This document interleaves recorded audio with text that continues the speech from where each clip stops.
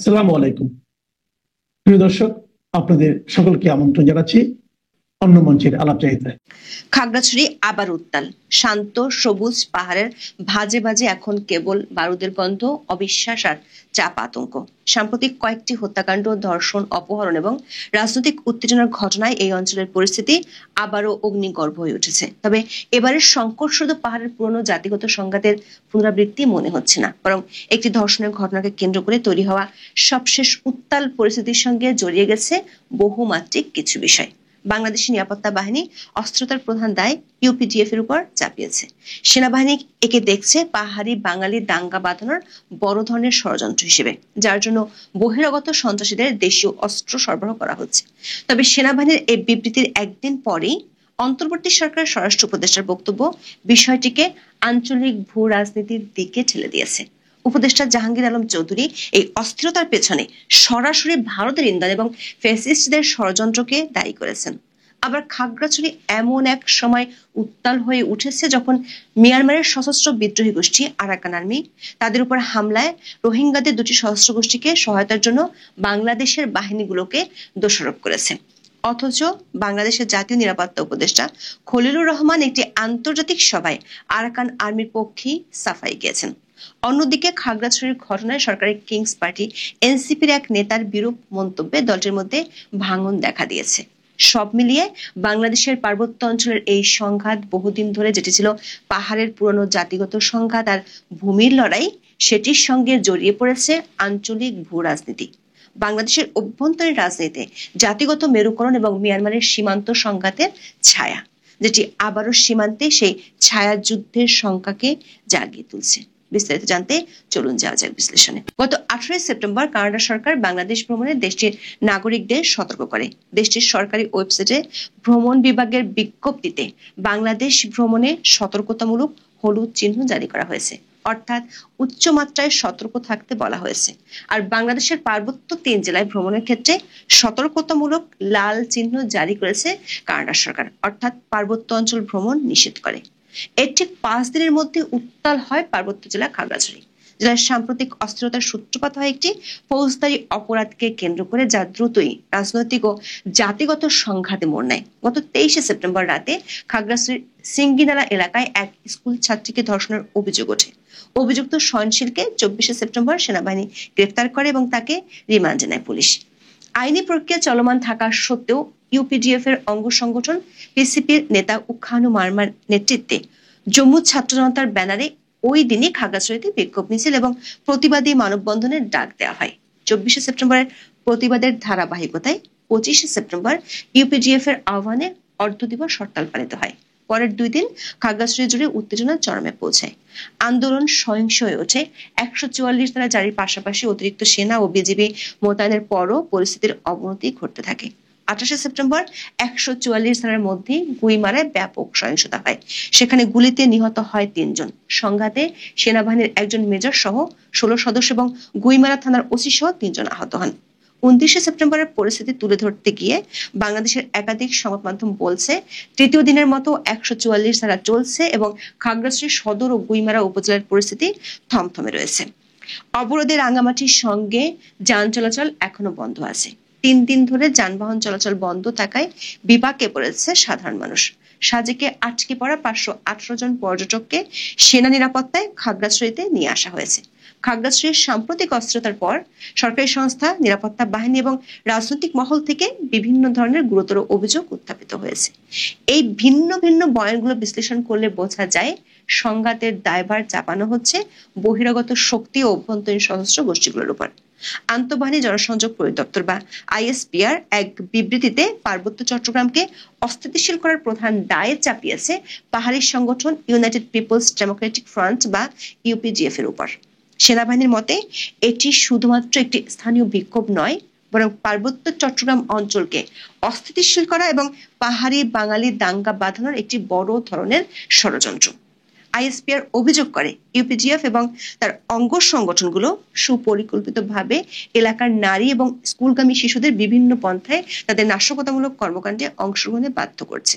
সেনাবাহিনী এখানে আগের একটি ঘটনা তুলে ধরেছে। তারা বলছে 2024 সালের সেপ্টেম্বরে মোটরসাইকেল চালক মামুন হত্যাকাণ্ডের জেরে ইউপিডিএফ সাম্প্রদায়িক উত্তেজনা ছড়ানোর চেষ্টা করেছিল। চলতি বছরের ঘটনাটি ঠিক তার 1 বছর পূর্তিতে একই ধরনের উত্তেজনা সৃষ্টির চেষ্টা। এই বক্তব্য থেকে স্পষ্ট যে নিরাপত্তা বাহিনী এই সশস্ত্র গোষ্ঠীগুলোকে স্থানীয় সমস্যার আড়ালে একটি বৃহত্তর পূর্ব পরিকল্পিত চক্রান্তের অংশ হিসেবে দেখছে। সেনাবাহিনী তাদের বিবৃতিতে বলছে দেশীয় বা পাহাড়ের সন্ত্রাসী গ্রুপগুলোকে বহিরাগত একটি পক্ষ অস্ত্র সরবরাহ করছে, যদিও এই বহিরাগত কারা সেটি বিবৃতিতে পরিষ্কার করা হয়নি। তবে পার্বত্য অঞ্চলের একাধিক সূত্র বলছে সাম্প্রতিক সময়ে সীমান্তে নিরাপত্তা ইস্যুতে বাংলাদেশের নিরাপত্তা বাহিনীগুলোর সাথে মিয়ানমারের সশস্ত্র বিদ্রোহী গোষ্ঠী আরাকান আর্মির বিরোধ চলছে। সেটির প্রমাণ পাওয়া যায় আরাকান আর্মির বিবৃতিতে। সশস্ত্র এই বিদ্রোহী গ্রুপ গত 10 দিনে 2টি বিবৃতি দিয়েছে। প্রথম বিবৃতিটি দেয় 19 সেপ্টেম্বর আর সবশেষ বিবৃতিটি দেয় 27 সেপ্টেম্বর। দর্শক খেয়াল করে দেখুন, কানাডা সরকার পার্বত্য অঞ্চলে ভ্রমণ নিষেধাজ্ঞার নোটিশটি দিয়েছিল 18 সেপ্টেম্বর। তার একদিন পরে আসে আরাকান আর্মির বিবৃতি।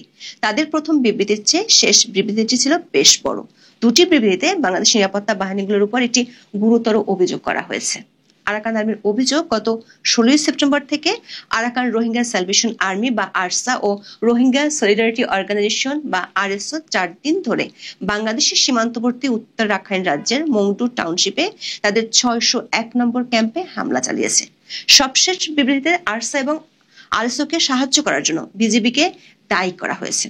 আরাকান আর্মির অভিযোগ বিজিবির কিছু কর্মকর্তার সহায়তায় রোহিঙ্গা সশস্ত্র গোষ্ঠীগুলো বাংলাদেশ থেকে মিয়ানমারে গিয়ে আরাকান আর্মির ক্যাম্পে হামলা চালাচ্ছে।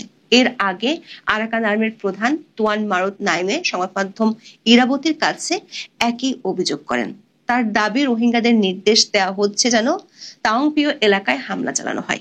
ওই এলাকা বাংলাদেশ সীমান্তের কাছে।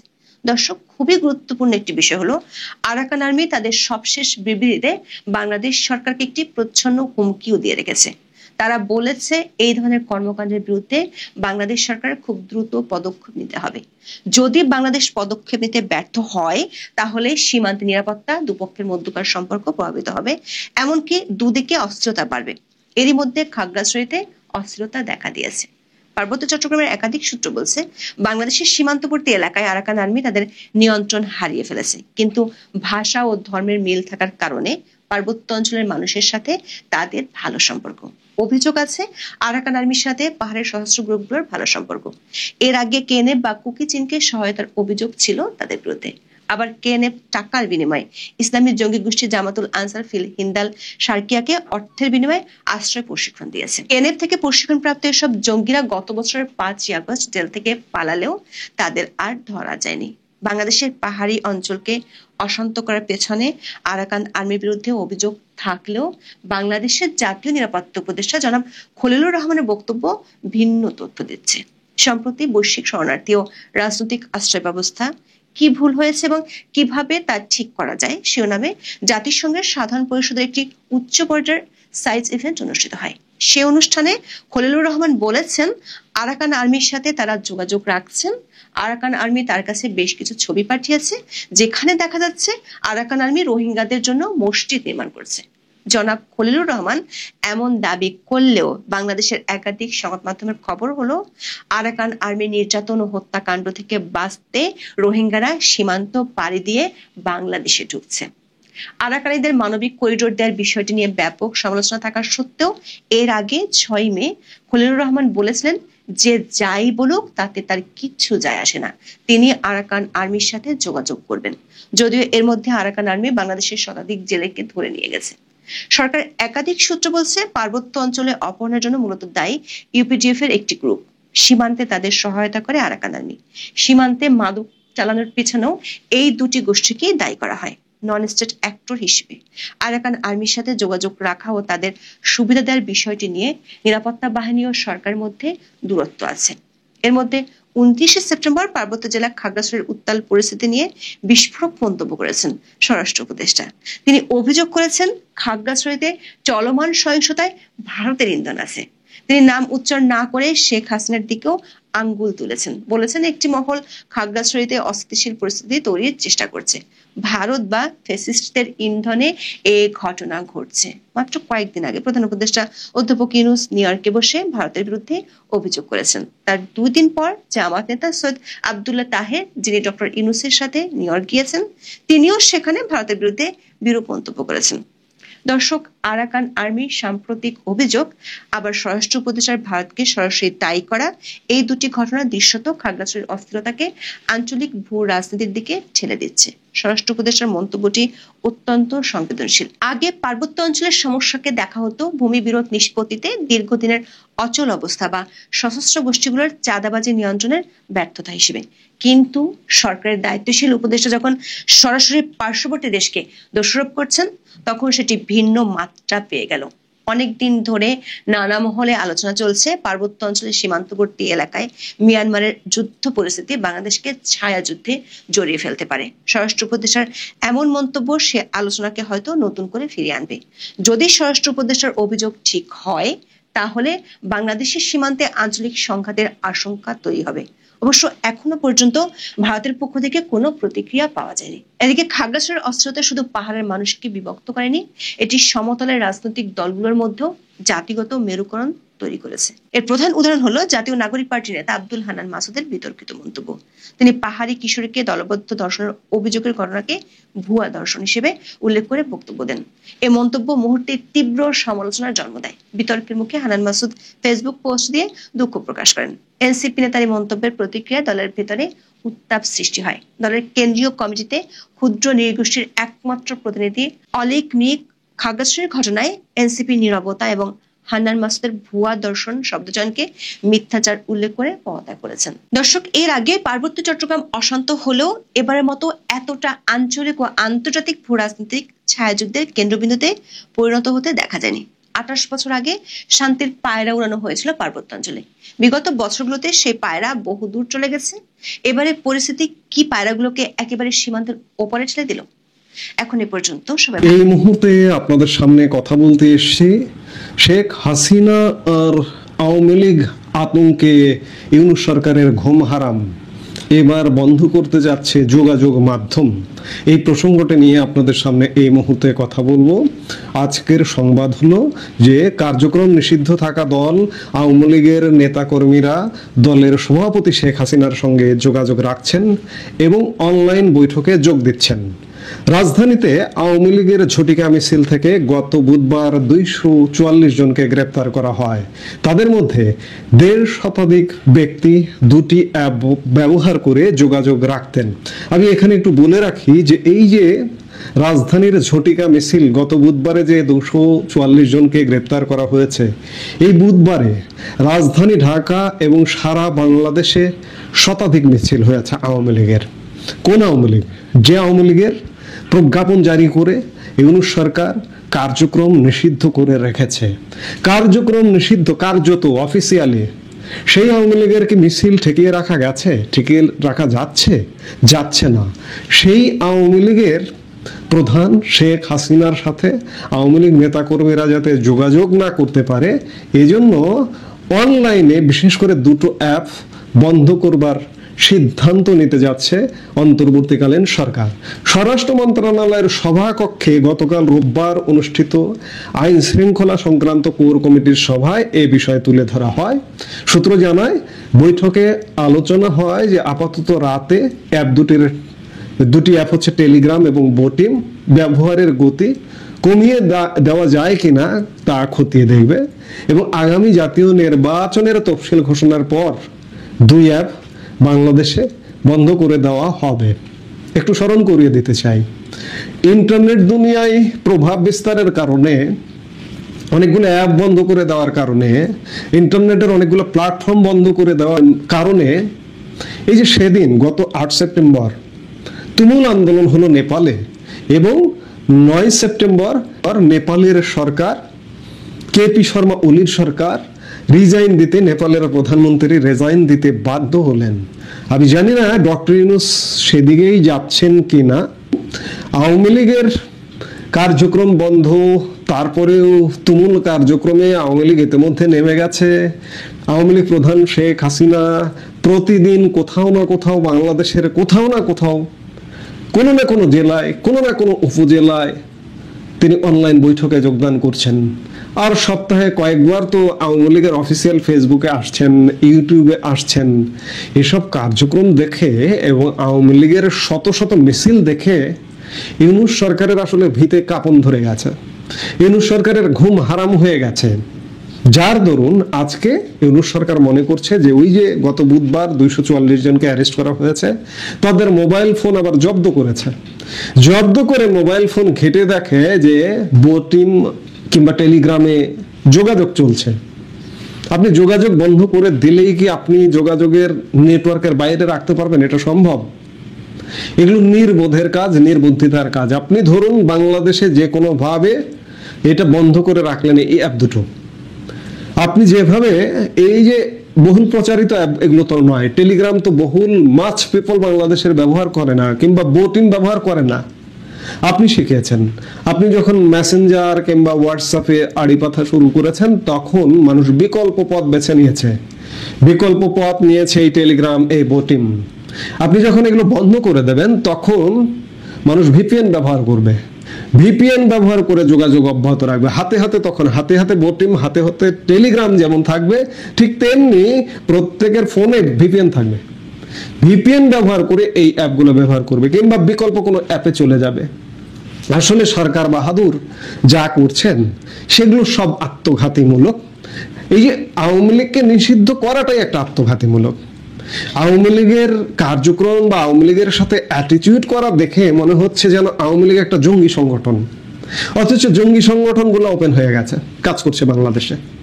জঙ্গি সংগঠন তো হচ্ছে আন্ডারগ্রাউন্ডে থাকা, এগুলো বিশেষ কিছু মানুষ করে। সেগুলোকে হয়তো বন্ধ করে রাখা যায়, দাবিয়ে রাখা যায়, চুপচাপ রাখা যায়, সেগুলো আন্ডারগ্রাউন্ডে থেকে কাজ করে। কিন্তু আওয়ামী লীগের মতো একটা রাজনৈতিক দল, এগুলো তো গণমানুষের রাজনৈতিক দল, এগুলো মানুষের মধ্য থেকে উঠে আসা রাজনৈতিক দল। এগুলোর কার্যক্রম বন্ধ করে রেখে কি চাপায় রাখা যাবে? যায় না। এটা আপনারা এখনো পর্যন্ত একটা ভুলের স্বর্গরাজ্যে বসবাস করছেন। আওয়ামী লীগকে প্রোটেস্ট করুন আপনারা আপনাদের কাজ দিয়ে। আওয়ামী লীগ গত 16 বছরে তো বহু ভালো কাজের মধ্যে বহু বিতর্কিত কর্মকাণ্ড আছে। আওয়ামী লীগের বহু নেতা, বিতর্কিত নেতা আছে, আপনি তাদের ধরতে পেরেছেন? বিদেশে পালিয়ে গেল কিভাবে? ধরতে পারলেন না কেন? তাদের ধরে যদি দুর্নীতির দায়ে শাস্তি দিতেন, তাহলে ভাবতাম যে আপনারা কাদের কাজ করেছেন। কিন্তু তা না করে গণহারে আওয়ামী লীগ নিষিদ্ধ। আরে ভাই, কোন আওয়ামী লীগকে আপনারা নিষিদ্ধ করছেন? যে আওয়ামী লীগ বাংলাদেশের স্বাধীনতা দিয়েছে, মুক্তিযুদ্ধের নেতৃত্ব দিয়েছে, সেই আওয়ামী লীগকে নিষিদ্ধ করে জঙ্গি সংগঠনকে নিয়ে লাফাঝাপা করবেন? মরণের ফাঁদ গজাচ্ছে আপনাদের, গর্ত খুঁড়ছেন আপনারা। এই গর্তে আপনারাই পড়ে যাবেন। কাজেই আপনারা ভয় পাচ্ছেন আওয়ামী লীগকে, ভয় পাচ্ছেন একজন শেখ হাসিনাকে। শেখ হাসিনার স্ট্রং উপস্থিতি দেখলেন এই যে গতকালকে 28শে সেপ্টেম্বর তার 79তম জন্মদিন গেল। বাংলাদেশের সোশ্যাল মিডিয়ায় এর প্রভাবটা আরেকবার দেখলাম। শেখ হাসিনা বাংলাদেশের মানুষের জন্য যে কাজ করে গেছেন, সেটি আরেকবার গতকালকে প্রমাণিত হয়েছে। ক্ষমতায় থেকেও এতটা হয়েছে কিনা আমি জানি না। গতকালকে একটা বিস্ফোরণ দেখলাম তার জন্মদিন পালনকে কেন্দ্র করে। কাজে এইভাবে নিয়ন্ত্রণ আরোপ করে, নিষিদ্ধ করে বন্ধ করে রাখা যায় না, দাবায় রাখা যায় না। নিষিদ্ধতার প্রতি আরো বেশি আকর্ষণ বাড়ে, মানুষের আকর্ষণ দিন দিন আরো বাড়ছে। আর আপনারা ভুল করছেন। এই ভুল আজকে হয়তো আপনি উষ্টা খায় পড়ছেন না, কালকে মাস্ট পড়বেন। এসব থেকে বেরিয়ে আসুন, এখনো সময় আছে। বেরিয়ে আসুন, বেরিয়ে এসে সবাইকে নিয়ে, সবার সাথে নিয়ে, সবাইকে নিয়ে একটা নির্বাচনের আয়োজন করুন। যদিও প্রশ্ন আছে যে আপনাদের আয়োজন করা নির্বাচন যদি সুযোগও দেন আওয়ামী লীগের এখন, যে আওয়ামী লীগ নির্বাচনে অংশ নেবে, কিন্তু আওয়ামী লীগের উচিত হবে না আপনাদের অধীনে নির্বাচনে অংশগ্রহণ করা। এবং আওয়ামী লীগ নিশ্চয়ই সেটা জানে যে আপনাদের পরিবর্তন হতে হবে, তাহলেই আওয়ামী লীগ নির্বাচনে অংশগ্রহণ করবে। যেটি হোক, আপনারা এই যে অ্যাপ বন্ধ করবার সিদ্ধান্তটা আর একটা ভুল সিদ্ধান্ত নিচ্ছেন, একের পর এক ভুল করছেন। হয়তো মানুষের যখন চলে যাবার সময় হয়, মানুষ মনে হয় দিশেহারা হয়ে যায় যে আমি তো চলে যাচ্ছি, কি করব, কাজ প্রতিনিয়ত ভুল করে। আপনারাও ভুল করছেন, আপনাদেরও যাবার সময় হয়েছে, আপনাদেরও যেতে হবে শীঘ্রই। সেই সময়টা হয়তো কাউন্টডাউন হয়ে গেছে ইতিমধ্যে। এই মুহূর্তে এ পর্যন্ত। সবাই ভালো থাকুন, সুস্থ থাকুন।